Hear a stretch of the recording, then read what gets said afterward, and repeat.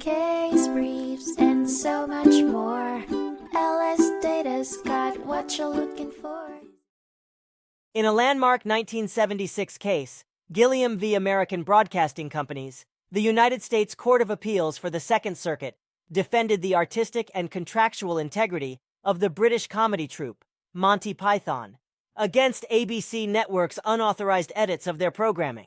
ABC had aired significantly trimmed versions of Monty Python's programs, acting not only without Monty Python's consent but in violation of contractual obligations to broadcast the programs in their entirety. As a result, the original humor and wit that had marked Monty Python's unique brand of comedy was significantly altered, leading to what the court saw as a possible copyright infringement and a clear breach of contract. Under the spotlight was whether ABC's sizable editing amounted to copyright infringement, a question made nuanced by the shared ownership of the copyright. While ABC held the copyright of the recorded programs, Monty Python retained the uncontested copyright to the underlying scripts. Yet, the court found that such distinctions were irrelevant.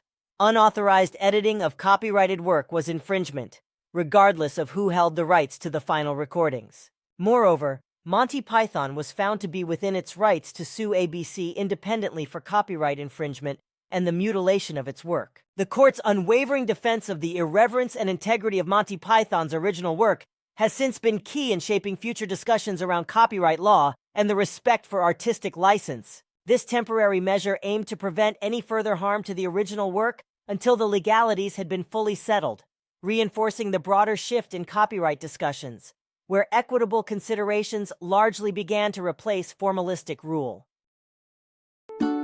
Case briefs, and so much more. LSData's got what you're looking for. Visit lsd.law, elevate your mind. Leave the stress of class